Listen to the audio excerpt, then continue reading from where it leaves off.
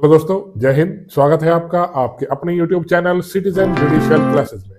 दोस्तों, मैं एडवोकेट शाह फैसल आज आपके साथ डिस्कस करता हूं सुप्रीम कोर्ट का वो अनोखा निर्णय जो 7 जनवरी 2025 में अभी अभी आया है। इसमें सुप्रीम कोर्ट ने रेप के अपराधी को, जिसने 16 साल की बच्ची का रेप किया, उसे बाइज्जत बरी कर दिया गया। क्यों उसे बरी किया गया, क्या परिस्थितियां थी, वो सारी कंडीशंस, वो केस मैं आज आपके साथ डिस्कस करूंगा। इंपॉर्टेंट केस है क्योंकि आजकल केस पॉक्सो एक्ट में रेप के मामले बढ़ते जा रहे हैं। ठीक, किसी व्यक्ति को फंसाने के लिए झूठे रेप के मुकदमे उस पर दर्ज कर दिए जाते हैं। यहां तक कि परिवार के सदस्य भी अपनी बच्ची के नाम से केस दर्ज करा दे रहे हैं किसी व्यक्ति को फंसाने के लिए। समाज किसी और दिशा में जा रहा है। ठीक, ये सब मैं आज आपके साथ डिस्कस करूंगा। आप एडवोकेट हैं तो इस केस के माध्यम से आपको बहुत फायदा होगा। और अगर आप जज की या एपीओ की तैयारी कर रहे हैं तो ये केस भी आपके लिए बहुत इंपॉर्टेंट है दोस्तों। इसे नोट कर लीजिएगा जो मैं आज डिस्कस करूंगा आपसे। चलिए शुरू करता हूं। देखिए मेरी वीडियो शुरू करने से पहले हमेशा की तरह आपसे अपील, मेरी वीडियो को लाइक और सब्सक्राइब कीजिएगा दोस्तों। धन्यवाद। एक और इन्फॉर्मेशन मैं आपको देना चाहूंगा। मेरा ये channel citizen judicial classes play store पर अवेलेबल है, जिसे आप वहां से डाउनलोड कर सकते हैं। वहां पर मैंने लॉ से रिलेटेड प्रत्येक सब्जेक्ट की पीडीएफ नोट्स और वीडियोस डाल रखी हैं। फुल वीडियोस प्रत्येक सब्जेक्ट की है। मैं वहां पर जो अपनी लाइव क्लासेस बच्चों के साथ लेता हूं, एडवोकेट्स को पढ़ाता हूं, वहां पर मैं बेयर एक्ट से पढ़ाता हूं। तो बेयर एक्ट को साथ रख के पढ़िएगा, आपके बहुत अच्छा समझ में आएगा। आप पहले एक सब्जेक्ट परचेज करके देखिएगा, फिर दूसरा लीजिएगा। मेरा चैलेंज है, आपको किसी और जगह पढ़ने की तैयारी करने की आवश्यकता नहीं होगी। ठीक दोस्तों, बहुत इजी लैंग्वेज में आपको कराता हूं। चलिए, आप अगर आईफोन या आईपैड चलाते हैं तो इस वीडियो के डिस्क्रिप्शन में मैं अपनी क्लास एप्लीकेशन का लिंक डालूंगा, जिससे आप उसे आराम से डाउनलोड भी कर सकते हैं दोस्तों। चलिए दोस्तों, बिना देर कर अपनी वीडियो पे आता हूँ। देखिए, 16 साल की लड़की होती है, वो अपने स्कूल से आ रही होती है। उसे एक व्यक्ति जो उसका जानने वाला ही था, उसे इशारा करता है और उसे बुलाता है अपने पास और उसे चाकू दिखाता है। पीड़िता का कहना है उसे चाकू दिखाया गया, ठीक, और उसके पेट पर उस चाकू को लगाया गया और उसे कहीं पर जाने को कहा गया। जहां पास में ही एक किराने की दुकान थी, वहां जाकर उस अपराधी ने उसके साथ बदतमीजी करी और घटना को अंजाम दिया। लड़की सारी घटना को अपने घर में आकर बताती है। ठीक, तो लड़की के नाम से लड़की के घर वाले एक एफआईआर थाने में दर्ज कराते हैं। पॉक्सो एक्ट के सेक्शन 4 में मुकदमा दर्ज कर लिया जाता है और आईपीसी के सेक्शन 363, 366, 342 और 376 रेप का जो सेक्शन है और 506 में मुकदमा दर्ज हो जाता है। ठीक दोस्तों, इसके बाद इन्वेस्टिगेशन होता है। इन्वेस्टिगेशन के बाद मजिस्ट्रेट के समक्ष चार्जशीट लगाई जाती है। चार्जशीट जब लगती है तो इसी बीच जो अपराधी भागा हुआ था न्यायालय में प्रोड्यूस हो जाता है और उसको वहां पर गिरफ्तार करके जेल भेज दिया जाता है। अब देखिए, मजिस्ट्रेट के समक्ष महिला का चीफ होता है। चीफ क्या होता है? मुख्य परीक्षा की जाती है।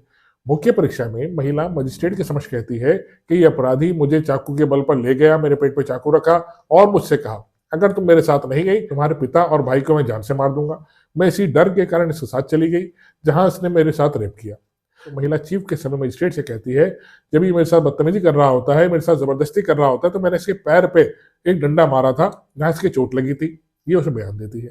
ठीक दोस्तों, अब देखिए, इस सारी घटना को मजिस्ट्रेट के सामने बताती है। अब रेप के मामलों में महिला का स्वयं का अपना बयान, ठीक, प्राइमरी एविडेंस होता है दोस्तों। किसी और गवाह की आवश्यकता नहीं होती। महिला का ये कह देना कि मेरे साथ रेप हुआ है अपने आप में संपुष्टिकारक साक्ष्य होता है दोस्तों। किसी और गवाह की आवश्यकता नहीं होती, क्योंकि ऐसे मैटर्स में कोई गवाह तो आमतौर पर मौजूद नहीं होता। लेकिन महिला का यह कहना कि मेरे साथ रेप हुआ है, गवाही के आधार पर अपराधी को दोषी घोषित किया जा सकता है। अब ये सारे बयान मजिस्ट्रेट के सामने दर्ज कराती है। अब उसका क्रॉस होता है। इस केस में ये महिला ही तो गवाह है ना। इसका पहले चीफ हुआ। चीफ के दौरान ये कहती है मेरे साथ जबरदस्ती करी गई और जबरदस्ती के दौरान मैंने इसके पैर पर एक डंडा मारा जहां से चोट कारित हुई। ठीक दोस्तों, अब इसका क्रॉस होता है। क्रॉस के दौरान ये सारी घटना बताती है कि इस तरह से मैं इसके साथ चली गई, मुझसे जबरदस्ती करी इसने, और जबरदस्ती कर क्रॉस में ये कहती है मैंने इसके सिर पे डंडा मारा था। चीफ में कहा था इसने मेरे पैर पे डंडा मारा, क्रॉस में कहती है मैंने इसके सिर पे डंडा मारा था जहां से चोट लगी थी। जब अपराधी मजिस्ट्रेट के समक्ष प्रोड्यूस होता है तो उसका मेडिकल कराया जाता है। मेडिकल में ना पैर पे ना सिर पे कहीं चोट के कोई निशान नहीं थे दोस्तों। ठीक, मेडिकल में स्वस्थ वो पाया गया था। देखिए, ट्रायल कोर्ट सिर्फ इसी आधार पर कि महिला के बयानों में कॉन्ट्रडिक्शन है और प्रोसिक्यूशन अपना मामला सही तरीके से न्यायालय में नहीं रख पाया, अपराधी को बाइज्जत बरी कर दिया जाता है। सिर्फ किस आधार पर कि इसके महिला के बयान में कॉन्ट्रडिक्शन है। चीफ में कहती है पैर पे चोट मारी गई, क्रॉस में कहती है सिर पे चोट मारी गई है। ठीक, पुरुष के ऊपर चोट के कहीं निशान नहीं पाए गए। ठीक दोस्तों, तो उसके बयान में कॉन्ट्रडिक्शन नजर आता है। इसी आधार पर ट्रायल कोर्ट से बाइज्जत बरी कर देता है। अभी देखिए, प्रोसिक्यूशन इस आदेश के अगेंस्ट में हाई कोर्ट जाता है। हाई कोर्ट भी ट्रायल कोर्ट के निर्णय को बरकरार रखता है। अब ये मैटर देखिए सुप्रीम कोर्ट जाता है। सुप्रीम कोर्ट में केस का नाम देखिएगा NCT of Delhi Nagar Nigam versus Vipin उर्फ लल्ला 7 जनवरी 2025 criminal appeal number 94। Supreme court का निर्णय है जो 7 जनवरी कोर्ट के समक्ष दोनों पार्टीज अपनी अपनी बात रखती है। प्रोसिक्यूशन अपना पक्ष रखता है, डिफेंस अपना पक्ष रखता है। ठीक, सुप्रीम कोर्ट चेक करती है कि जो एफआईआर दर्ज करी गई है वो 2 दिन बाद दर्ज करी गई है। लेकिन इससे पहले state of Punjab versus Gurmeet Singh 1996 supreme court में स्पष्ट कर दिया गया था कि महिलाओं से संबंधित अपराधों में समय मायने नहीं रखता। बहुत सी बार ऐसा होता है सामाजिक कारणों की वजह से एफआईआर दर्ज नहीं भी कराई जाती या कुछ समय बाद दर्ज कराई जाती है, तो ये कोई मुख्य पॉइंट नहीं है कि एफआईआर देर से विलंब कराई गई कि अपराधी को कुछ रिलीफ दे दिया जाए। लेकिन फिर भी डिफेंस वहां पर अपना पक्ष रखता है, सर जबरदस्ती अपराधी को फंसाने के लिए उसके विरुद्ध मनगढ़ंत कहानियां बनाई गई और इस मच्छी का इस्तेमाल किया गया ऐसे घर वालों। अगला पॉइंट जो सुप्रीम कोर्ट जिसे चेक करता है, महिला के बयानों में कॉन्ट्रडिक्शन है, विरोधाभास है। विरोधाभास कैसे? जब महिला अपना बयान दर्ज कराती है, बयान दर्ज कराते समय मुख्य परीक्षा में वो कहती है कि अपराधी के पैर पर उसने डंडा मारा था जिससे उसे चोटकारित हुई। क्रॉस में वो अपने बयानों में चेंज करती है और कहती है नहीं, सिर पे डंडा मारा था। देखिए, चीफ में कह रही है पैर पे मारा, क्रॉस जब उसका किया जाता है डिफेंस द्वारा तो कहती है नहीं, पैर पे डंडा मारा था। तो उसके बयानों में कॉन्ट्रडिक्शन नजर आता है सुप्रीम कोर्ट को। देखिए, यहाँ पर महिला का मेडिकल एग्जामिनेशन भी हुआ होगा।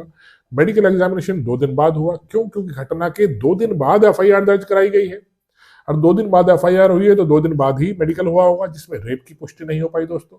अब जब रेप की पुष्टि नहीं हो पाई है और महिला के शरीर पर मेडिकल में किसी प्रकार की चोट के निशान भी नहीं पाए गए, तो ये भी न्यायालय ने चेक किया, चोट के निशान भी नहीं थे और पुष्टि रेप की नहीं हो पाई है कि रेप ही हुआ है।